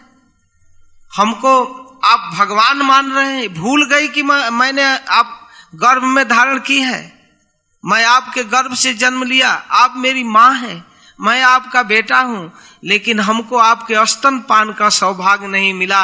हाय रे मेरा बुरा प्रारब्ध, क्षमा करो माँ, मैं आपका बेटा हूं। इतना कहते ही 11 वर्षों के बाद माता देवकी के स्तन में दूध आ गया, और वो दूध सीमा पार करके कंचुकी से बाहर चूने लगा, और वह कृष्ण को गोद में ले ली, और केवल ली नहीं, मुख चूमी, सिर चूमी और स्तन पिलाने लगी कारागृह में बैठकर। 11 साल के बाद आकर माँ देवकी का स्तनपान किए। यह है जगदीश मानने की भावना। जब भगवान चाहते हैं तो उस वात्सल्य को उत्पन्न कर देते हैं। तो इस प्रकार शंका में भरकर जगदीश मान रहे थे। उसी प्रकार वसुदेव जी भी। और देखिए ये है मथुरा के परिकर। जसोदा किसी हालत में उनको ऐसा नहीं कर सकती। कभी कभी तो बल्कि अपने ही बहस बांधते थे कि मैं भगवान हूं, फिर भी वो नहीं मानती थी। भगवान कभी कभी कहते, मैया तू जब होता है तब कान पकड़ लेती है, जब तमाचा लगा देती है, कुछ भी बोलती है, दूसरे गोपियों की बात सुनकर मुझको डांटती रहती है, मुझको साधारण समझ रही है। मैं भगवान हूं। स्वयं अपने को कहते, मैं रावण को मारने वाला श्री राम हूं, हिरण्यकश्यप का वध करने वाला नृसिंह हूं। तो माँ जसोदा कहती है, चुप रह, बकवास मत कर, पता नहीं कहां से सुन लिया है, नृसिंह है। मैं त्रिविक्रम को, मैं बलि के यहाँ त्रिलोकी को नापने वाला त्रिविक्रम हूं। कहती है, चुप रह झूठा, फालतू बात मत बोल। तो त्रिविक्रम है। चौखट पार करने में बस नानी मर जाती है, मैया पार करा दे, नहीं पार कर पा रहा हूं। बिल्ली बोलती है तो दौड़कर गोद में चिपक जाता है, नृसिंह बना है। काटती है जसोदा, कभी नहीं मानती कि भगवान है। एक बार महाराज श्री के मुख से आप लोग सुने होंगे सीडी में, कथा में, महाराज श्री कहते हैं कि जब भगवान उखल में बंधे हुए थे तो श्री बलराम जी उस समय नहीं थे, रोहिणी जी के साथ कहीं बाहर गए थे। तो बाद में जब आए, देखे उखल में बंधा हो, तो क्या हो गया, क्या किया, भैया खोल दो। बलराम जी सारी घटना जानते थे, जान गए कि रोज हरकत करता है, आज बांध दी होगी। तो कहते, मैया बानी है तो मैं कैसे खोलूंगा, मुझको भी पीटेगी। कहते, चलो मैं भैया खोल दे। बहुत रो रहे थे। तब गए बलराम जी माँ जसोदा के पास, हे मैया मैं तेरा पाप पड़ रहा हूं, कन्हैया बहुत रो रहा है, खोल दूं? नहीं, नहीं खोलना है, दिन भर उसको नहीं खोलना है, एक फूटा दाना भी मुझको भोजन नहीं देना है, और न साथियों के साथ खेलने देना है, दिन भर इसी तरह पशु की तरह रहेगा। मैया खोल दे, मैं तुम्हारा पाव पड़ रहा हूं। खूब बलराम जी हाथ जोड़ रहे हैं। माँ जसोदा बार बार वही बात रिपीट कर रही है। तो बलराम जी को क्रोध आ गया। अत्यंत आत्मीयता में भगवान संकर्षण अब सह नहीं पाए। कहे, क्या तू समझ रही है, बकरी का बच्चा, बस बांध दी है, ये साक्षात जगदीश्वर है, रावण को मारने वाला श्री राम यही है, हिरण्यकश्यप का वध करने वाला नृसिंह देव यही है। तो कहती है, अच्छा तू कौन है? तो बलराम जी कहते हैं, मैं लक्ष्मण, मेघनाथ का वध करने वाला लक्ष्मण मैं हूं, मेरे एक फूंक से ब्रह्मांड जलता है, महासंकर्षण हूं, क्या समझ कर रखी है? अच्छा, छड़ी उठाई, और किसी का घर बाकी नहीं था, सारा अवतार मेरे घर होने लगा। संकर्षण है, लक्ष्मण है, उठाई छड़ी, बस भागे बलराम, हो गया भगवान, भाग गए। और जाकर कृष्ण के पास रो रहे हैं, हमको भी खदेड़ ली, हमको भी मारना चाहती है। तो माँ जसोदा को चाहे कुछ भी कह दो, वो भगवान मानने पर तैयार नहीं है। और इधर द्वारिका के परिकरों में, मथुरा के परिकरों में और हस्तिनापुर के परिकरों में ऐश्वर्य बुद्धि हो जाती है। कृष्णेर विश्व रूप देखी अर्जुन हईल भय, शक्य भाव धाष्ट क्षमा पय करिया विनय। अर्जुन क्षमा मांगने लगे विश्व रूप देखकर। सखेति मत्वा प्रसभम जदुक्तम, हे कृष्ण हे जादव हे सखेति, अजानता महिमानम तवेदम, मया प्रमादात प्रणेन वापी। क्षमा मांग रहे हैं। यच्चा वहा सार्थमसत् कृतोषि विहार शय्यासन भोजनेषु, एकोथ वाप्य अच्युत समक्षम तच्छामये त्वामहम प्रमेयम। क्षमा मांग रहे हैं कि हे कृष्ण, मैं आपको जादव सखा मित्र बहुत कुछ कह दिया अनजान में, मुझे क्षमा कर दीजिए। आपके साथ बैठकर खाया, एक आसन पर सोया, एक साथ रहा, सबके लिए क्षमा मांग रहे हैं। क्या हो गया, सखा है तो इसमें क्या दिक्कत है? सिरदाम और सुबल कभी क्षमा मांग सकते हैं? कभी नहीं, किसी हालत में नहीं। उन लोगों से भी कभी कभी कृष्ण कहते थे, तुम हम लोग हमारे कंधे पर चढ़ने का जिद करते हो, मैं क्या क्या नहीं किया, मैं गिरिराज उठाया, मैं दवानल पान किया, कालिए का दमन किया। तो कहते ये कौन सी बड़ी काम कर दिया? अरे तुम्हारे अंदर सामर्थ्य है, कभी तुम किया, कभी जरूरत पड़ा हम किए।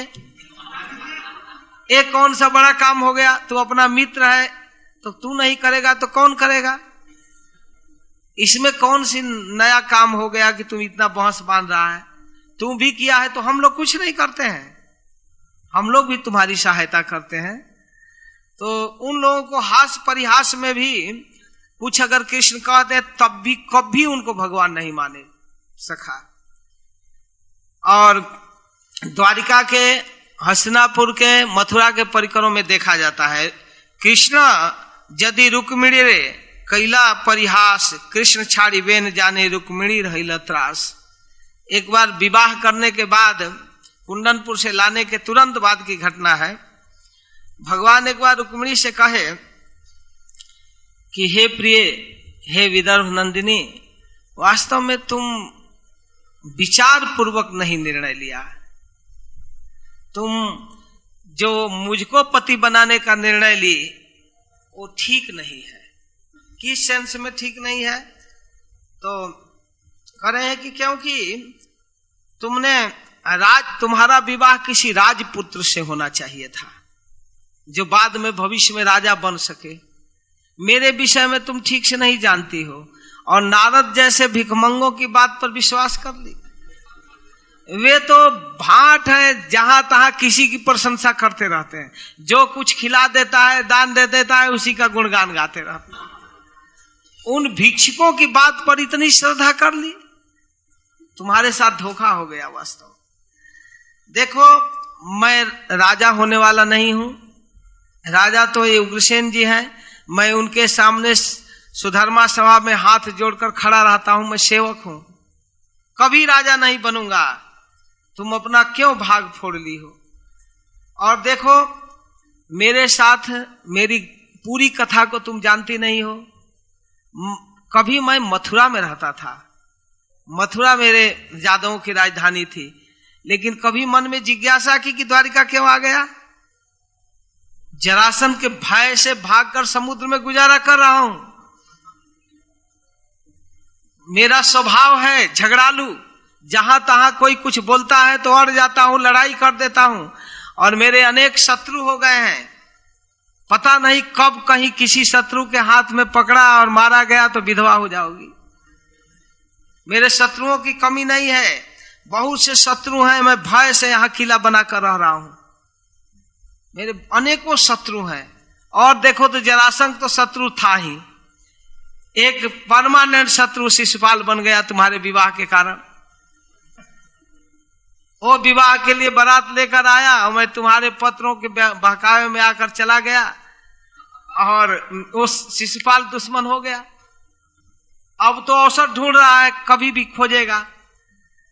तो फिर वो पूछती है कि अच्छा मान लो, प्रश्न तो उस समय नहीं की, लेकिन संभावित प्रश्न करके कि जब आपको विवाह नहीं करना था, सारी स्थिति जानते थे, तो हमको इतना धोखा क्यों डाल दिए, क्यों गए वहां?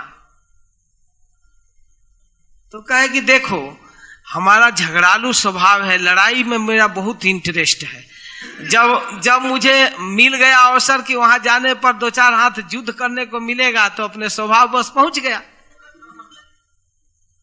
लड़ने के लिए चला गया और भरपूर युद्ध हुआ, मजा आया, इसके लिए ला दिया। अभी कुछ नहीं बिगड़ा है।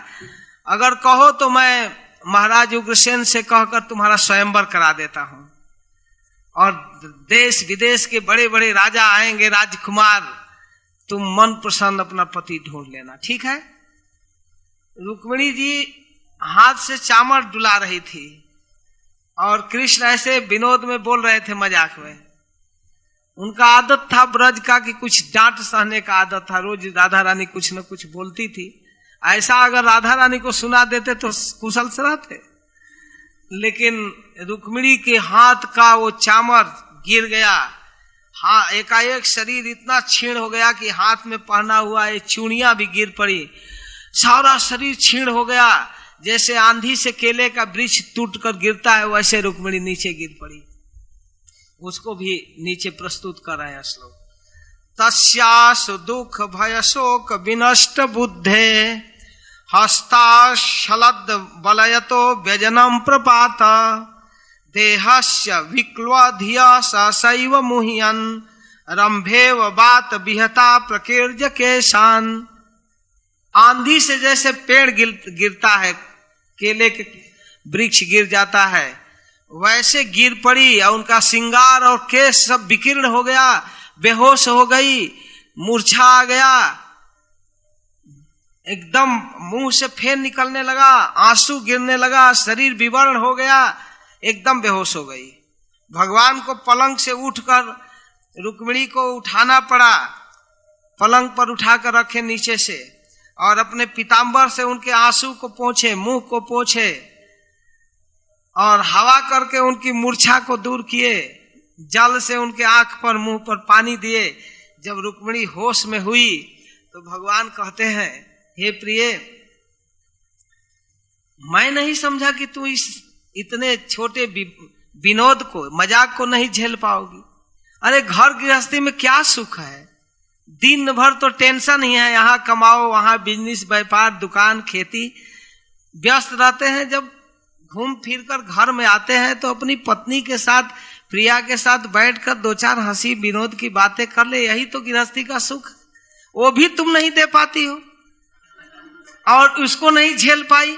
मैं तो ये आशा करता था, ये अपेक्षा था कि तुम एकदम आंख टेढ़ कर क्रोधित मुद्रा में दांत को, ओठों को दांतों से दबाते हुए डांटोगी और उसके बदले तुम बेहोश हो गई।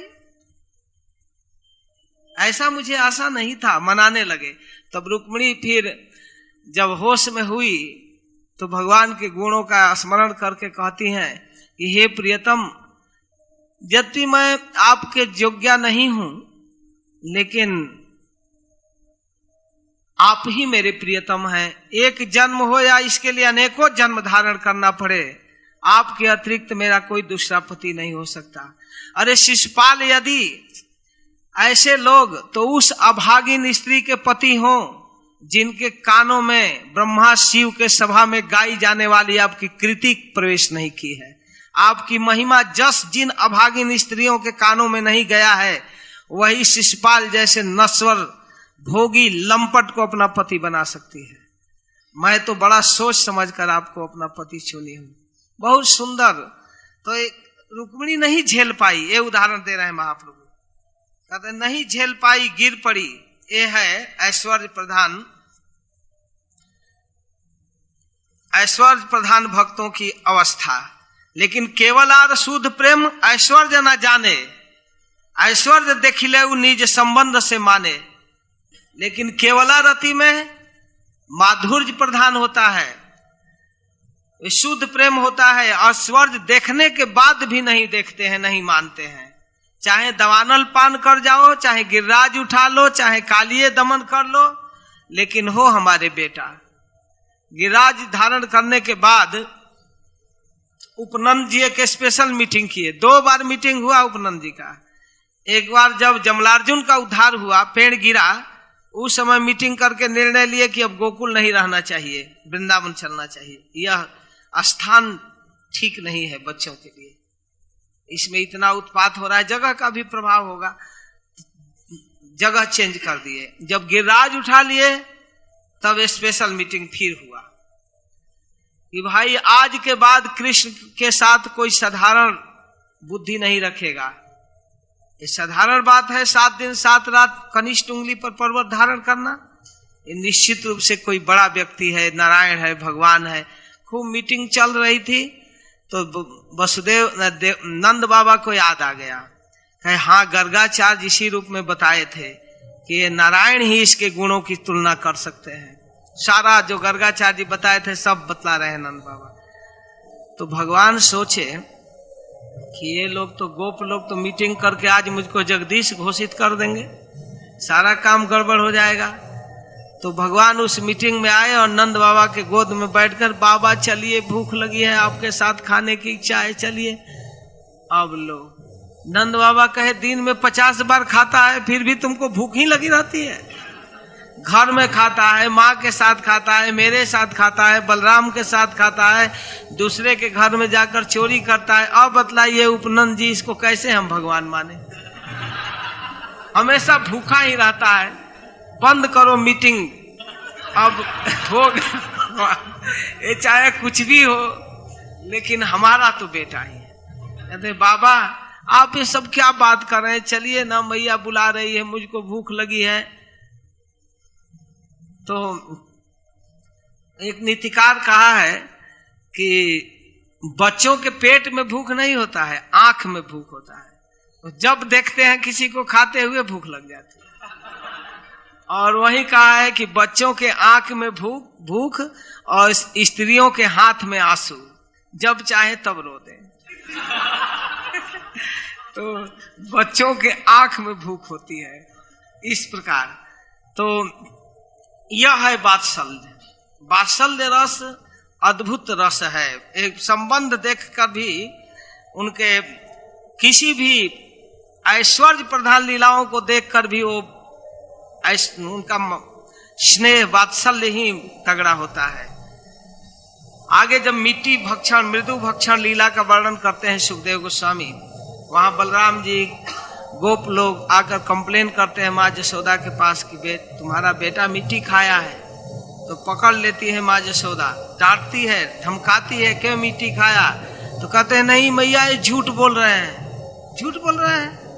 तो हाँ, तुमको अगर हम इनके बातों पर विश्वास है, हमारे बात पर नहीं विश्वास है, तो मुंह सामने है, देख ले, मिट्टी खाया होगा तो मुंह में कुछ लगा होना चाहिए ना।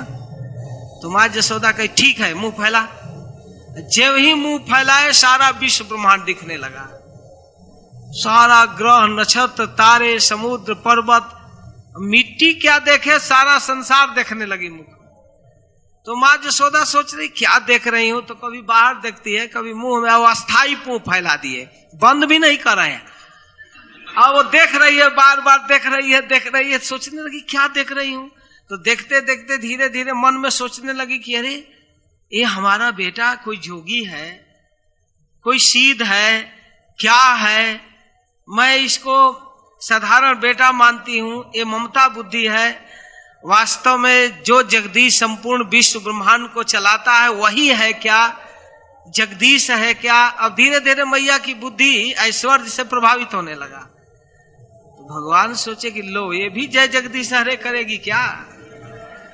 तो वैष्णवी वेतनोत माया, भगवान अपनी वैष्णवी माया माँ के अंदर उत्पन्न किए और मैया तुरंत भूल गई वो सारा ऐश्वर्य और गोद में लेकर चिपका ली, दूध पिलाने लगी।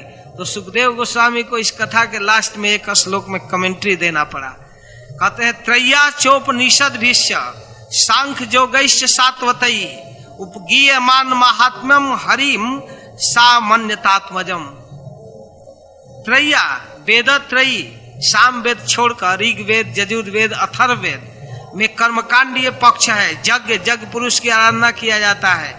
वेदत्रयी जिनको यज्ञ पुरुष कहता है, उपनिषद जिनको परमात्मा कहता है, और सांख्य योग्य जिनको परम पुरुष कहता है, और सात्वत भक्त लोग जिनको भगवान कहते हैं, उपगीयमान महात्मम जिनकी महिमा विभिन्न रूपों में गाया जाता है, जिनके महात्म को वह हरि सा माने जसोदा, वह जसोदा सा मन्यता क्या मन्यता? आत्मजम, केवल अपना बेटा मानती है। वेद जिनको जग पुरुष कहता है, उपनिषद जिनको परमात्मा कहता है, बड़े बड़े जोगी जति जिनको ब्रह्म कहते हैं, और सांख्य जोगी जिनको पुरुष कहता है, परम पुरुष, भक्त लोग जिनको भगवान कहकर महिमा गाते हैं, उसी हरि को माँ जसोदा केवल अपना बेटा मानती है और कुछ नहीं। जिनको जो कहना हो कहते रहो, हमारा तो बेटा है, यह भाव है, इसको वात्सल्य कहते हैं। इस संदर्भ में मैं अभी चर्चा कर रहा था, एक मुझे घटना याद आ गई। वात्सल्य इतना प्रधान होता है कि भगवान श्री राम के चरित्र की एक घटना है कि ये प्रसिद्ध घटना है लोक में। अब इसको शास्त्र में ढूंढे हो सकता है न मिले, लेकिन बड़ा प्रसिद्ध घटना है कि भगवान श्री राम वनवास काल में सेवरी का जूठा बैर खाए थे। लक्ष्मण जी नहीं खाए, उनको अच्छा नहीं लगा, वो चुपचाप देख रहे थे। और भगवान जो देती थी मुंह से सामने चक चक कर देती थी, जो खट्टा था अलग रखती थी, मीठा देती थी, भगवान खाए। तो जब वनवास से लौट कर अयोध्या आए तो एक दिन कौशल्या जी लक्ष्मण जी से एकांत में पूछ रही थी, बेटा वनवास में क्या क्या तकलीफ हुआ, कैसा कैसा सुख मिला, दुख मिला, सारी घटनाओं को पूछ रही थी। कभी कभी तुम लोगों को तो बहुत संकट का सामना करना पड़ता होगा, कभी भोजन नहीं मिलता होगा, कभी ठीक से सोने को नहीं मिलता होगा। तो लक्ष्मण जी कहे, नहीं मैया, सब कुछ ठीक से रहा, कोई दिक्कत नहीं है, सब आनंद से बीत गया 14 साल, तो कोई दुखद घटना नहीं। तो कहे, एक चीज मुझको बहुत बुरा लगा है, मैं अपने हृदय में संकोच में इसको दबा कर रखा हूं। भगवान राम का एक व्यवहार मुझको बिल्कुल अच्छा नहीं लगा है। क्या? तो भीलनी जो सेवरी के जूठा बैर खाए। लक्ष्मण जी कह दिए कौशल्या से, क्यों खाए? अरे पता नहीं, वो जूठा करके डायरेक्ट मुंह से देती थी और उसको खाते थे, यह हमको बिल्कुल अच्छा नहीं लगा, लेकिन मैं कुछ बोल नहीं पाया, यही हमको बड़ा दुख हुआ है। बस पूरे 14 वर्ष में यही एक दुखद घटना है कि भीलनी का जूठा खाए। तो माँ जसोदा सेवरी का जूठा खाए। तो अरे माँ कौशल्या कि अच्छा, तो श्री राम को बुलाई और कही कि बेटा एक चीज पूछना है, सही सही बतलाना। तो वनवास काल में भीलनी का सेवरी का जूठा खाया? तो भगवान मुस्कुराने लगे। कौन कहा? लक्ष्मण। हाँ वही कहा है, लेकिन मुझको बहुत बुरा लगा है बेटा। क्यों खाया? क्यों खाया?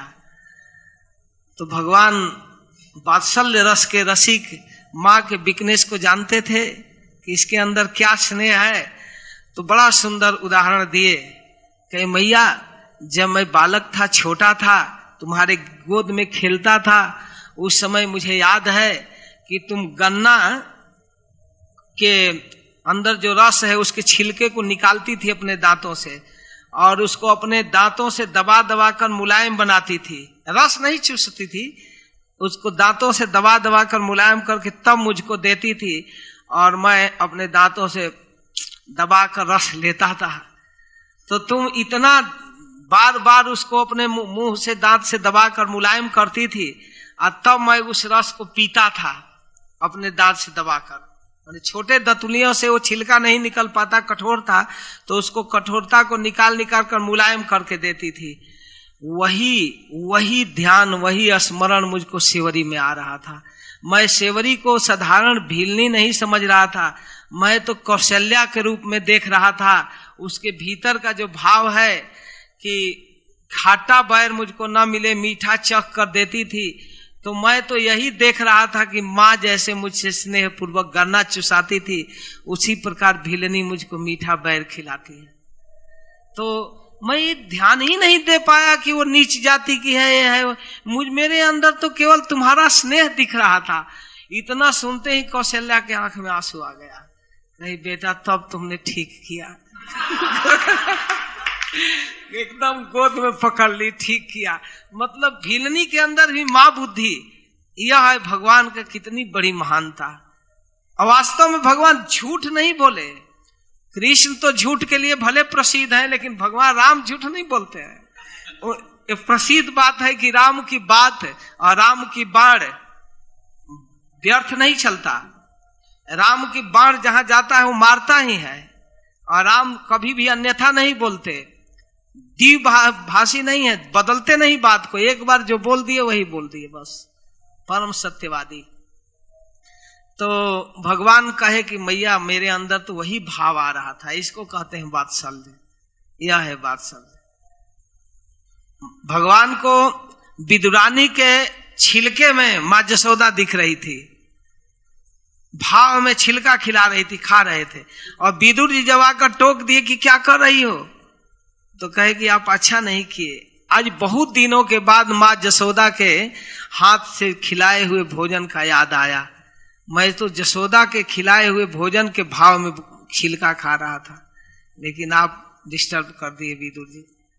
तो इस तरह भगवान इस वात्सल्य के रसिक हैं, और एक वात्सल्य रस के भक्त इनको अपना बेटा मानते हैं। तम मत्वा आत्मजम व्यक्तम मर्तलिंगम अधोक्षजम। दामोदर लीला में भी कहते हैं, गोपिको लुखले दामना बबंध प्राकृतम जथा। सुखदेव गोस्वामी कहते हैं अपना बेटा मानकर अव्यक्त को मर्तलिंगम अधोक्षजम, एकदम साधारण मनुष्य का बच्चा समझकर, किसको? अधोक्षज को, जो इंद्रियों के परे हैं, जहां इंद्रियां नहीं जा सकती, उनको अपना बेटा मानती है। और बेटा मानकर प्राकृत साधारण बच्चों की तरह मां जसोदा बांध दी। गोपिको लुखले दामना बबंध प्राकृतम जथा। तो फिर समय तो हो गया, तो ठीक है, आगे फिर कल सुबह। हरे कृष्ण। नमोऽयं विष्णुपादाय कृष्ण पृष्ठाय भूतले श्रीमते भक्ति वेदांत स्वामिनेति नामिने। नमस्ते सरस्वती देवे गौरवाणी प्रचारिणे निर्विशेष शून्यवादी पाश्चात्यदेशतारिणे। श्री चैतन्य मनोभीष्टं स्थापितं येन भूतले स्वयं रूपः कदा मह्यं ददाति स्वपदान्तिकम्। वन्दे अनन्ताद्भुतैश्वर्यं श्रीचैतन्य महाप्रभुं। नीचोऽपि यत्प्रसादात् स्यात् भक्तिशास्त्रप्रवर्तकः। वाञ्छाकल्पतरुभ्यश्च कृपा सिन्धुभ्य एव च पतितानां पावनेभ्यो वैष्णवेभ्यो नमो नमः। श्री कृष्ण चैतन्य प्रभु नित्यानंद श्री अद्वैत गदाधर श्रीवासादि गौर भक्त वृंद। हरे कृष्ण कृष्ण कृष्ण हरे हरे, हरे राम राम राम हरे हरे। ओम नमो भगवते श्री कृष्ण चैतन्य चंद्राय।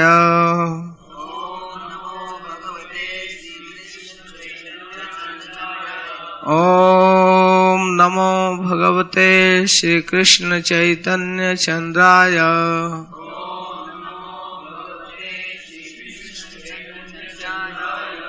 ओम नमो भगवते श्री कृष्ण चैतन्य चंद्राय।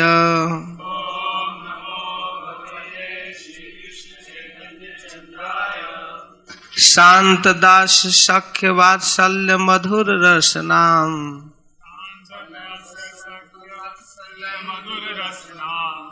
कृष्ण भक्ति रस मध्य ए पंच प्रधान।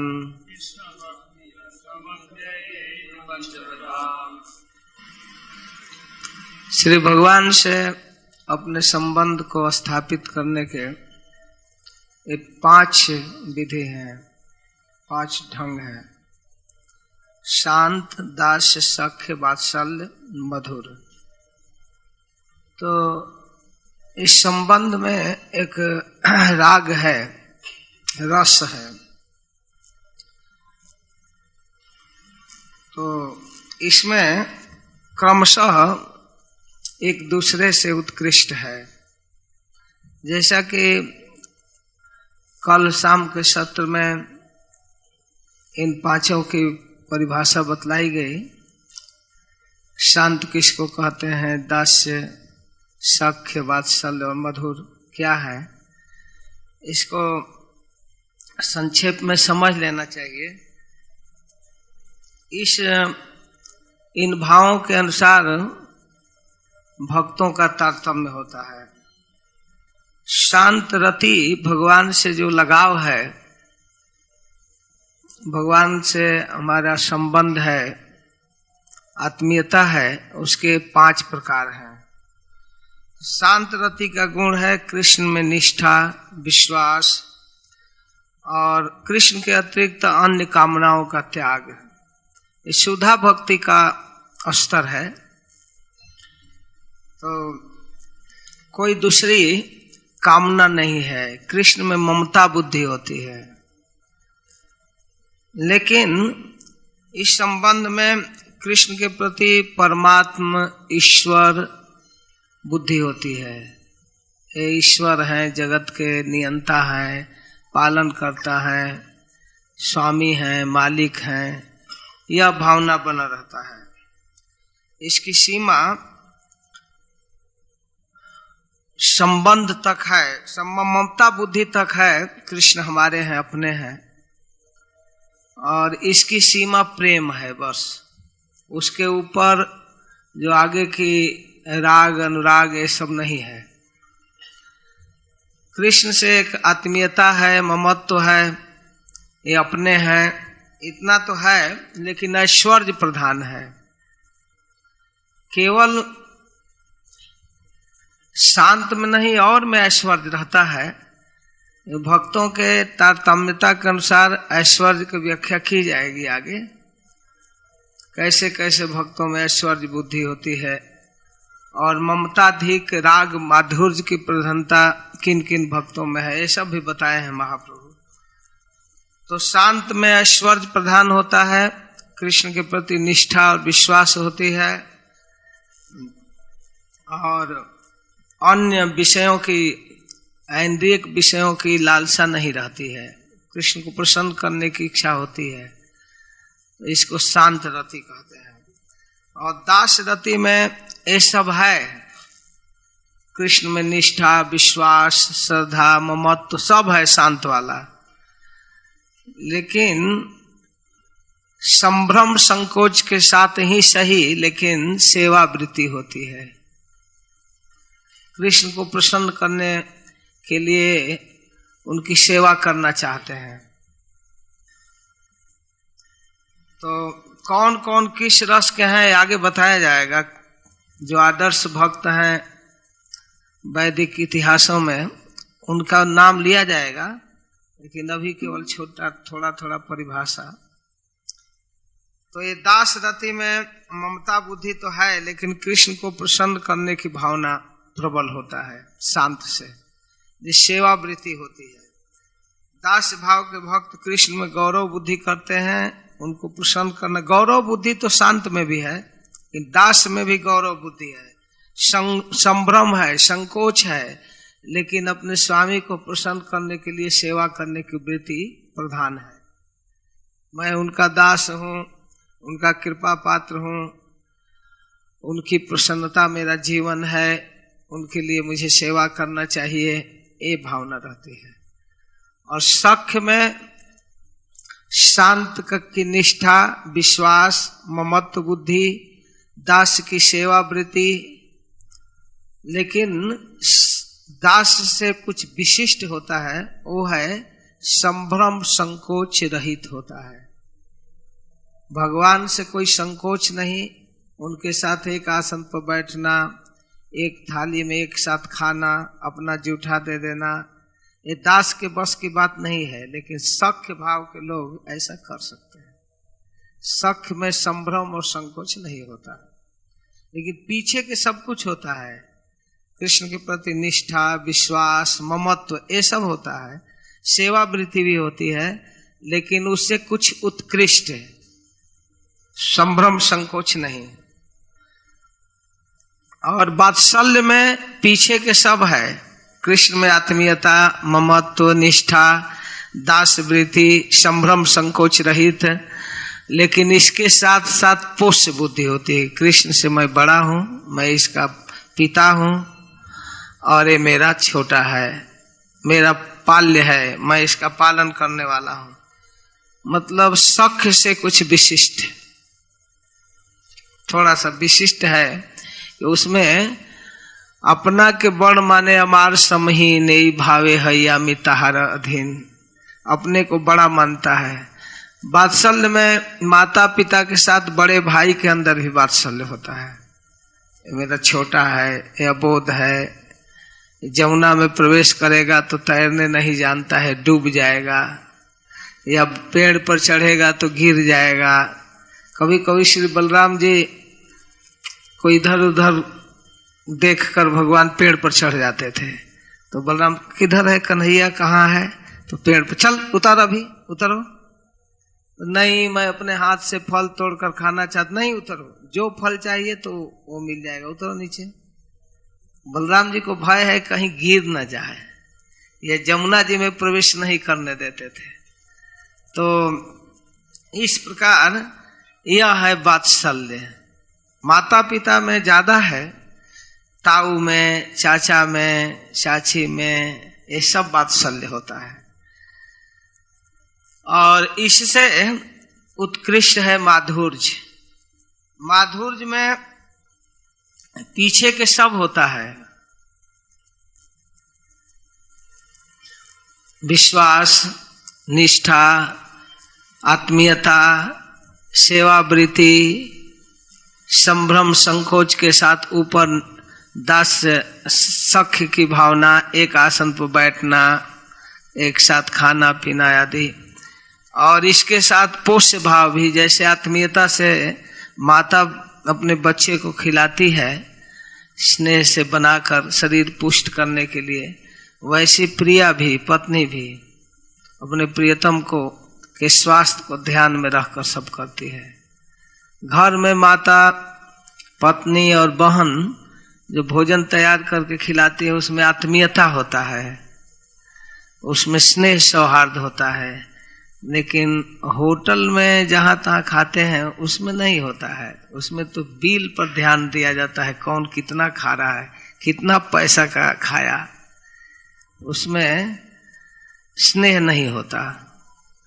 तो ये स्नेह की वृत्ति प्रिया में भी है, लेकिन प्रिया के साथ एक विशेष बात है कि अंग संग आदि, दान आदि द्वारा कृष्ण की सेवा करती हैं, सब कुछ कृष्ण की प्रीति के लिए अपने आप को समर्पित कर देते हैं। ये वात्सल्य से उत्कृष्ट है। तो संक्षेप में ये प्रधान रसों का वर्णन है। शांत, दास, सख्य, वात्सल्य, मधुर रस नाम, कृष्ण भक्ति रस मध्य पंच प्रधान। तो ये प्रधान है और कुछ गौड़ है, मुख्य रस होता है, कुछ गौड़ रस ने अनुसंगिक रस ऊपर से कभी कभी आ जाता है, सब रसों में थोड़ा थोड़ा, तो वो 7 प्रकार का होता है, उसको आगे कहते हैं। भक्ति रसामृत सिंधु में श्रीपाद रूप गोस्वामी ये सब सिद्धांतों को सुन करके वर्णन किए हैं। तो श्लोक में है, हास्योद्भुतस्तथा वीर करुणो रौद्र इत्यपि भयानक स बिभत्स इति गौणस्य सप्तधा। 5 प्रत्यक्ष रसों में जो ये शांत, दास, सख्य, वात्सल्य, मधुर, इनके साथ अप्रत्यक्ष कभी कभी अनुसंगिक रूप से, प्रासंगिक रूप से कभी कभी दिखने वाले 7 रस हैं। वो है हास्य, अद्भुत, वीर, करुण, रौद्र, भयानक और विभत्स, ये 7 रस है। तो इन 7 रसों के विषय में भी थोड़ा थोड़ा जानकारी, बहुत अभी बाकी है क्योंकि एक सत्र तो पूरा छूट गया। तो हास्य रस कहते हैं, इन 5 के अंदर हास्य रस दिखता है। जो अस्थाई है, शांत, दास, सख्य, वात्सल्य, माधुर्य, उनके अंदर ये 7 कभी कभी अनुसंगिक रूप से या संचारी रूप से कभी कभी आता है। तो है हास्य। कभी कभी कृष्ण की बात सुनकर, कभी उनके लीला माधुरी पर विचार करके, उनके क्रियाकलापों पर विचार करके अथवा सुनकर हंसी आती है। उनके चेष्टा आदि को देखकर सुनकर हंसी आती है, उसको हास्य कहते हैं। और चित्त में विकसित हो जाता है हंसी, एकांत में भी हंसी आ जाती है। से आप लोग सुने होंगे रूप गोस्वामी का अष्टयाम लीला चिंतन में एक बार चिंतन कर रहे थे और अचानक उनको हंसी आ गई। उस हंसी से एक वैष्णव दुखी हो गया। उसने नहीं समझा कि ये क्यों हंस रहे हैं, क्योंकि वो वैष्णव कुछ पाठ कर रहे थे भगवत गीता भागवत आदि, या उनका रूप रंग कुछ दूसरे ढंग का था। तो वहां बैठकर भजन कर रहे थे और वहीं रूप गोस्वामी पहले से ही लीला चिंतन कर रहे थे। देख भी नहीं रहे थे कौन आया क्या किया, तब तक रूप गोस्वामी हंस दिए। तो चिढ़ गए कि ये लोग विद्वान हैं भाई, बड़े एडवांस हैं और हमारे ऊपर हंस रहे हैं, हमको ठीक से नहीं भजन करने आता है, या हमारे किसी व्यवहार से इनको हंसी आ रही है। तो चुपचाप चला गया दुखी होकर। तो रूप गोस्वामी का चिंतन रुक गया। बाद में सनातन गोस्वामी से जब इसका समाधान ढूंढ रहे थे तो सनातन गोस्वामी विचार पूर्वक कहे कि किसी न किसी वैष्णव का चित्त दुखाए हो, भले अनजान में सही। तो अब इसका पता कैसे लगाया जाए, उनको तो कुछ पता नहीं था। तो कहे चलो एक भंडारा करते हैं, भोज, उसमें सबको आमंत्रित करते हैं, अगर कोई छीड़ा होगा तो नहीं आएगा तो उसको फिर मनाएंगे। तो सबको निमंत्रित किया गया। ब्रजवासियों की सहायता से सनातन गोस्वामी भोज कराए। सनातन गोस्वामी बड़े लोकप्रिय महात्मा थे, जिसके अंदर जो स्वभाव व्यक्तित्व रहता है वो किसी भी अवस्था में वो रहता ही है, दुस्त्यज स्वभाव होता है। सनातन गोस्वामी नवाब हुसैन शाह के प्राइम मिनिस्टर और सुप्रीम जज दोनों थे। तो इनको न्याय करना बहुत आता था, आसानी से किसी झगड़े को निपटा देते थे। तो ब्रज में भी कभी कभी घूमते थे, चलते थे, या मधुकरी करने, या ऐसे भी। तो कुछ ब्रजवासी जब आपस में लड़ते थे तो सनातन गोस्वामी खड़ा होकर सुनने लगते थे क्या समस्या है, और सुनकर 2-4-10 मिनट आधा घंटा में उसको समाधान कर देते। इसलिए ब्रजवासियों के बड़े प्रिय महात्मा थे सनातन गोस्वामी। इसीलिए इनके तिरोभाव पर ब्रजवासी लोग राधा कुंड में इकट्ठा हुए और सभी लोग मुंडन करा करके, हेड शेविंग करके, और उनके शव को लेकर गिरिराज की परिक्रमा किए और फिर लेकर के आए मदन मोहन जी के पास वृंदावन, जुलूस के साथ, कीर्तन के साथ।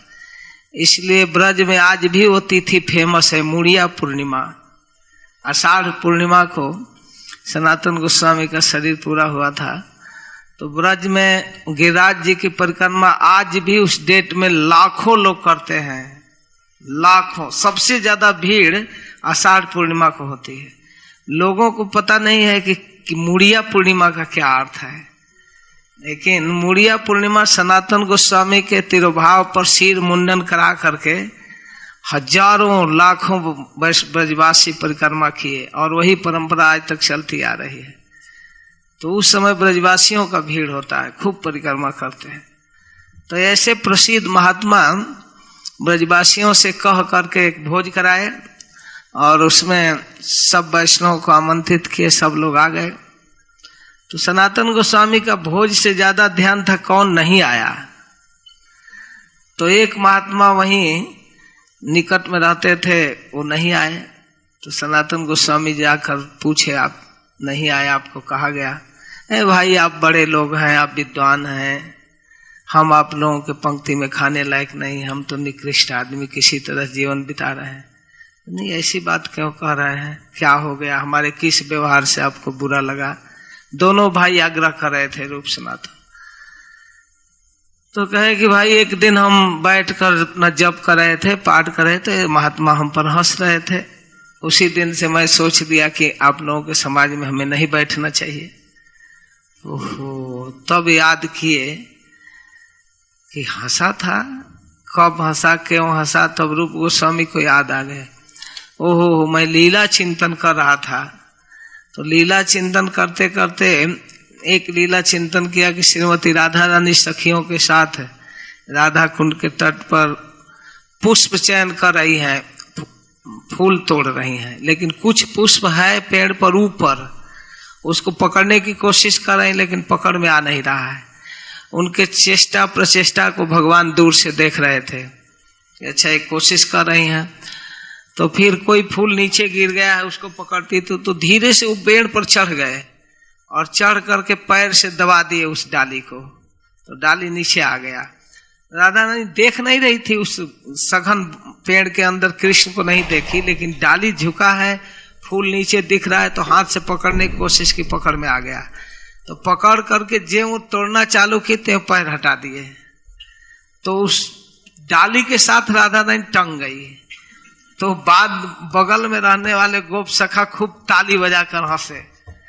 तो जब हंसे तो रूप गोस्वामी को भी हंसी आ गई।